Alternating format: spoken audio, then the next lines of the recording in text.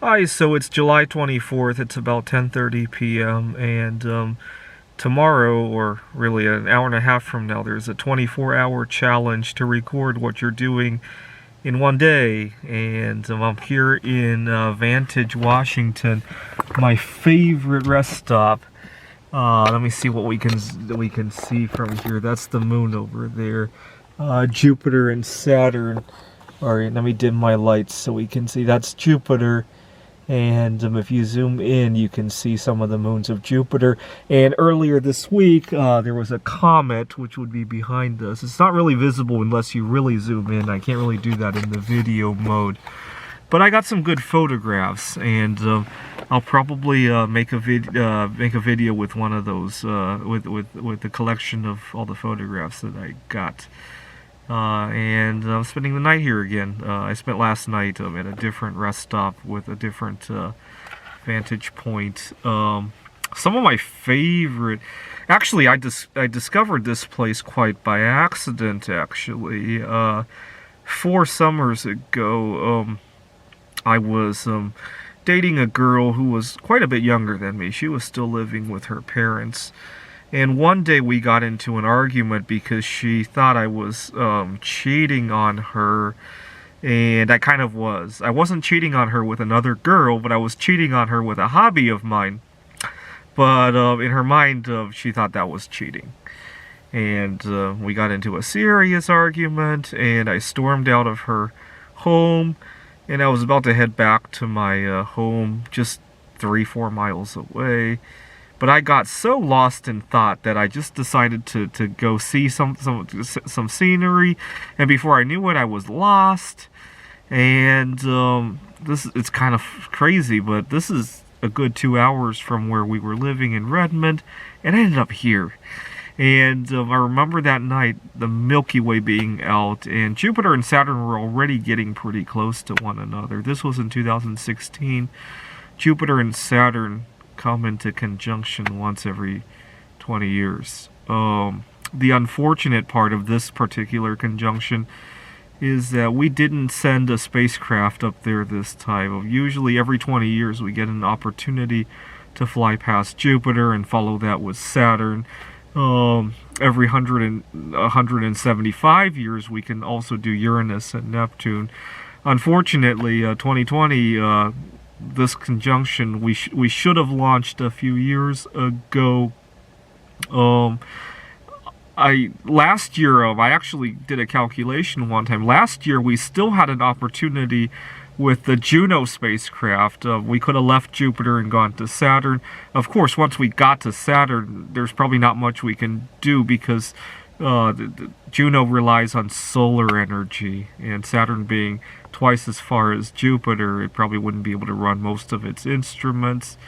But we might have been able to see at least photographs, and at the same time we could just dispose of Juno that way, right? Because at the end of the life of Juno, we have to get rid of it.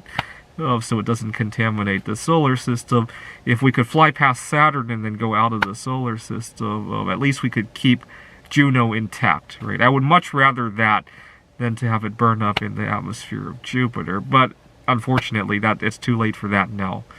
So we missed our chance to go to Saturn. I'm very fortunate to... I was thinking about all that's gone wrong this year, you know. COVID-19, rioting, and obviously having lost a couple of jobs and going back to work now, and obviously losing touch with family and friends, social distancing, not being able to go on vacation. But then I realized that it's a miracle that I am alive today, because I think about past times when things could have turned out very differently, including very recently, actually. I was out in Ellensburg, not far from here, back in January to view a lunar eclipse, January 2019, actually. I had climbed the slope in order to get a good vantage point. I wanted to go to higher ground so I could avoid having obstacles in my way was trying to get the moon with the background stars and all that. And I spent a good 3 or 4 hours of getting photographs. I think I made a video with a collection of photographs at one point. At the end of that night, it was very dark, and as I was heading back to my car, I slipped. And I destroyed the camera. The screen got cracked. But when I looked at where I had fallen, I realized that had I fallen just a foot or two away from where I fell, I could have fell down a large embankment. And but I was still pretty disappointed about the camera, because that particular camera had traveled with me to a lot of places. It had gone to 3 different continents, 10 different countries. And I still have the camera. It still works, except you can't see what you're shooting. And it's still useful when I need to get a very long exposure. Okay. And then there was a time when things could have also ended very badly. I do private tutoring. One day a client had called me, or his mom had called me rather, and they called me at 10 in the morning, and which is a reasonable time to call, except that I was still asleep. And when I answered the call, I didn't know what I was saying, and they were asking me if I could switch the time. They wanted to meet at 11 that morning, and being half asleep, I agreed to it.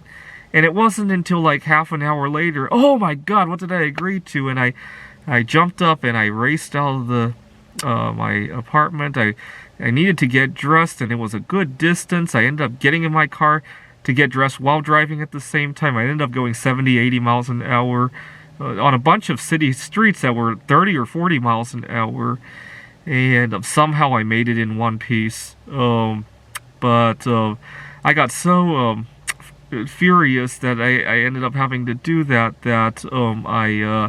It strengthened my resolve to get really good at my tutoring, because I needed to make up for that particular event. And so that wasn't the end of the world, but it made me realize that it's okay to call off if things are not going right. And it paid dividends, actually, because last November 2019, I had just gotten home from Taiwan. And one day, I got up and I wasn't feeling right.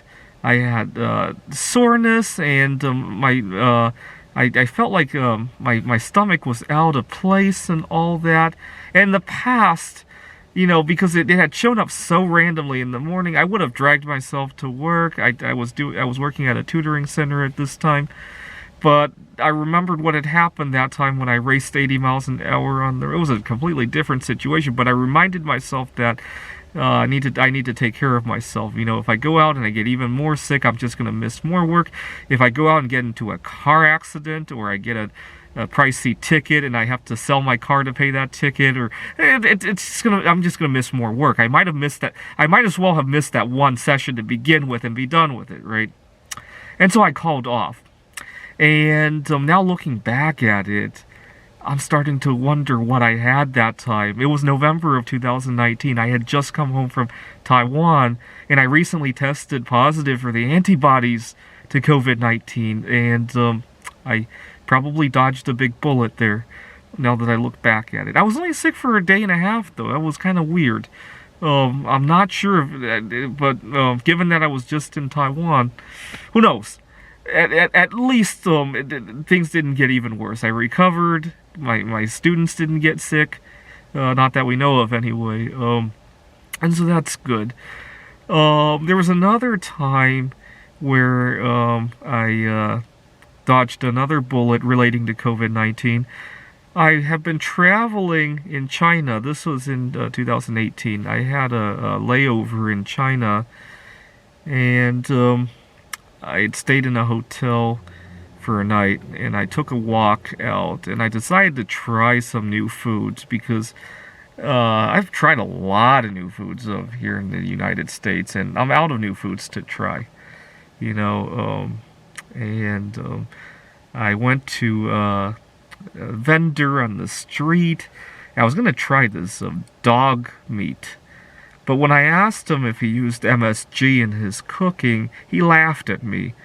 and he asked me where I was from, and I said I have family in Taiwan. He said, "Oh no, that's a Taiwanese tradition. We would never do that in China. Don't you dare, slander our name. You're in China." He said something like that. It made me really uncomfortable the way he said it, like almost like he was going to because he thought I might die if I eat MSG. He's going to put it in there just to see what kind of reaction I have and make fun of it or something like that. It made me uncomfortable, and I walked away from the vendor, and I was pretty disappointed at the time. I wanted to try something new. I haven't tried a new food for, wow, almost a decade now, actually. And I got home, and not long after that, we learned about the horrors of wet markets in China. So I'm glad I didn't try that out, and I'll probably think very hard before ever wanting to try a new food again. It's a blessing that we get all this nice food to eat in the first world. Maybe we should appreciate it and not try to think too hard about what we're eating. It's good to have a variety, but at some point you have to be satisfied with what is available. And then 10 years ago, I got into a sticky situation with a girl I was dating. She was taking advantage of me financially. I lost most of my life savings up till that point, and I almost dropped out of school, and I got totally lost. And I decided to take my own life. Fortunately, of course, it didn't succeed. But I was worried about how I would tell my family that I had dropped out of school. I was worried about ruining the image of our family. And plus, I had lost my life savings. I couldn't even do some other things to enjoy myself. And after my failed suicide attempt, one day I decided to go to a coin show. I used to collect coins, even though I didn't have any money to buy any coins. I decided to just take a walk in there because I thought life was almost over anyway, and had a good time. And then I came back and to the office where I was working on my PhD, and I came up with big results on my PhD work. And then I discovered that, hey, maybe things aren't so bad. That summer, see, what I realized that summer was that you don't need a girl to go out on a date with. You can go out on a date by yourself, and it's going to cost half as much. And you don't need a girl to go on vacation with. I went on vacation that summer. I got over my fear of flying. I used to have a big fear of flying.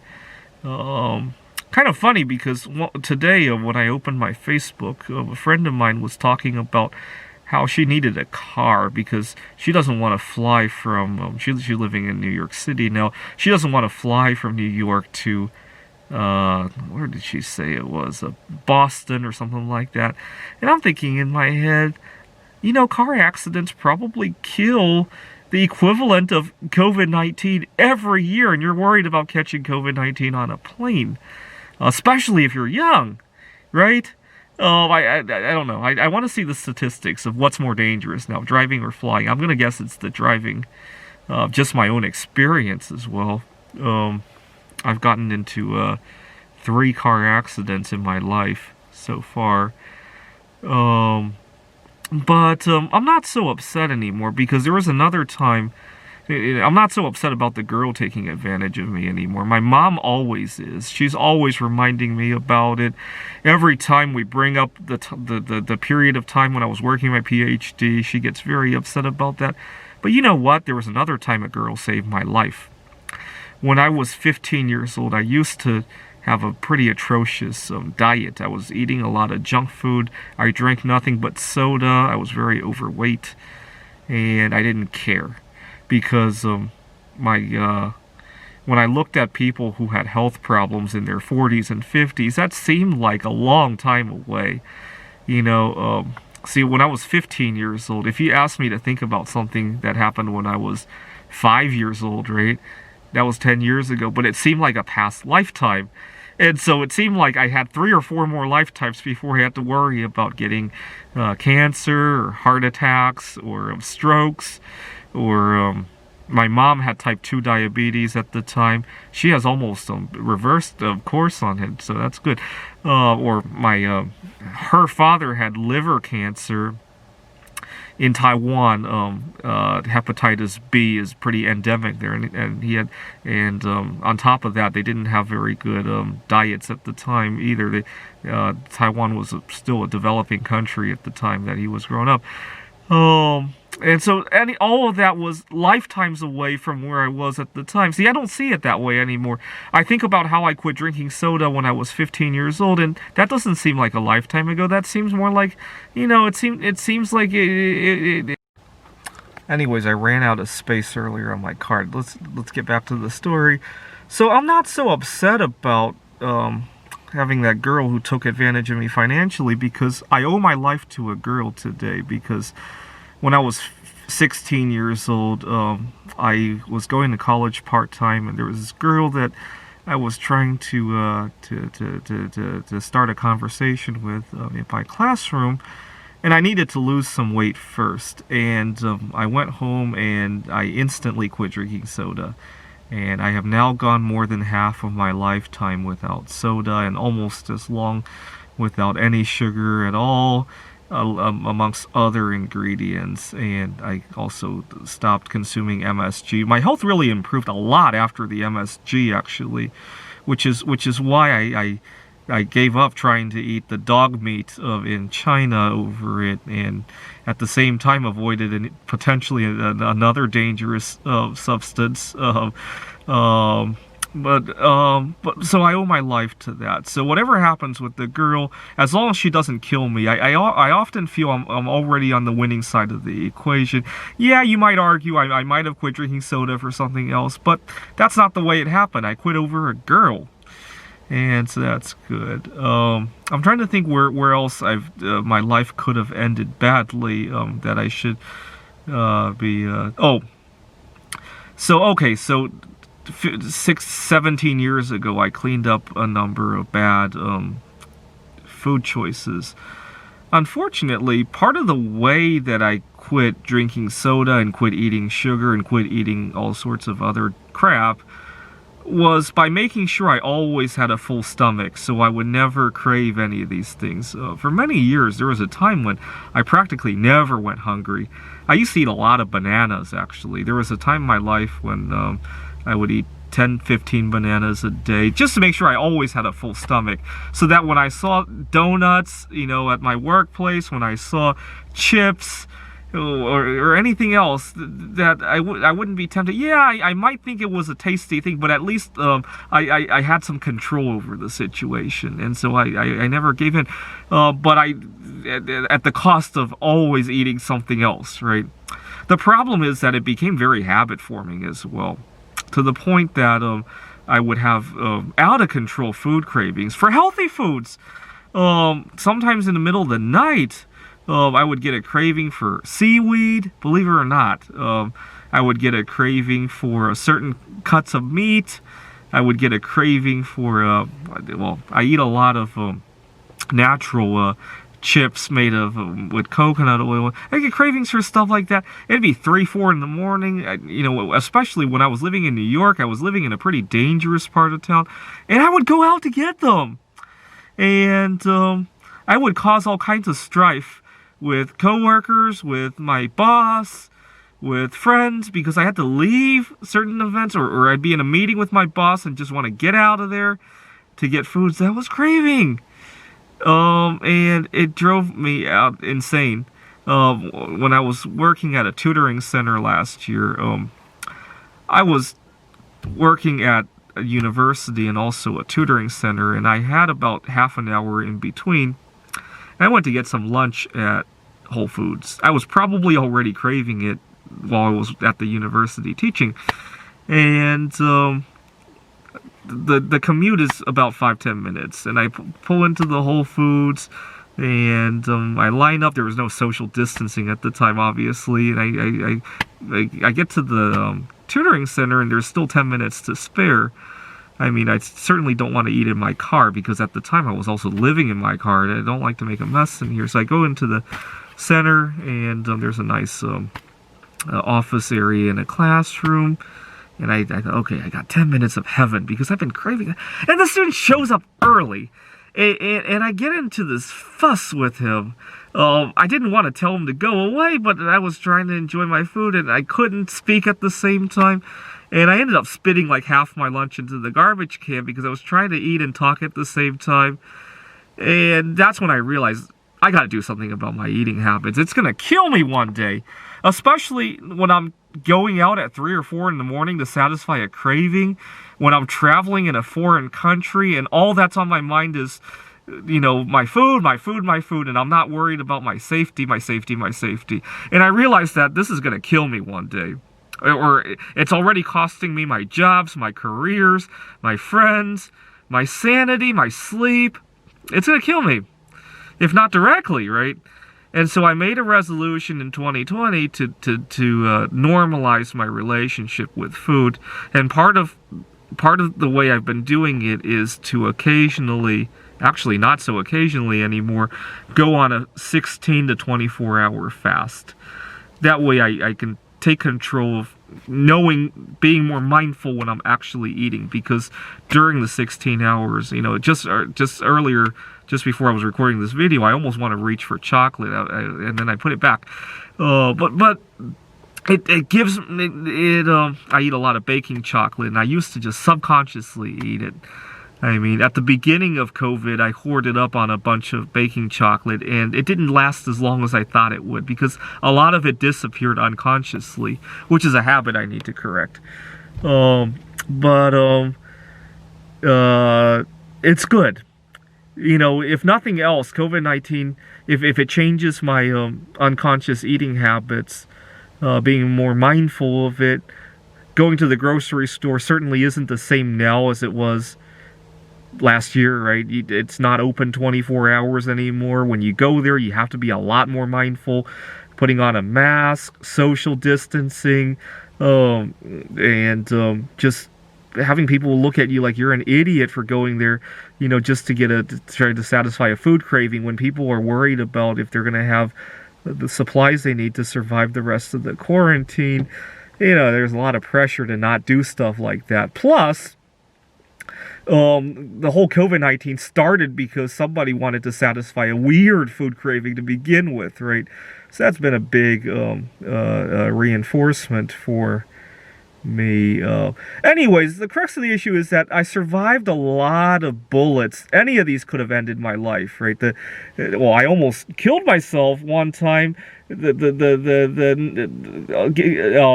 then I almost got into a car accident because I couldn't say no to my client.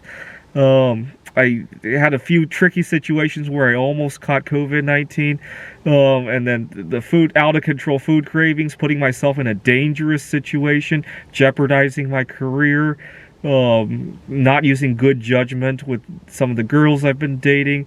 So when you add it all up, the fact that we had to stay over COVID-19, it could have been a whole lot worse. So I'm not so upset anymore. You know, when Seattle got taken over by rioters, my life could have ended long before that. So now I treat every day like it's a bonus, because had any of these things happened in a different way, I might not be seeing today anyway. Thanks for watching.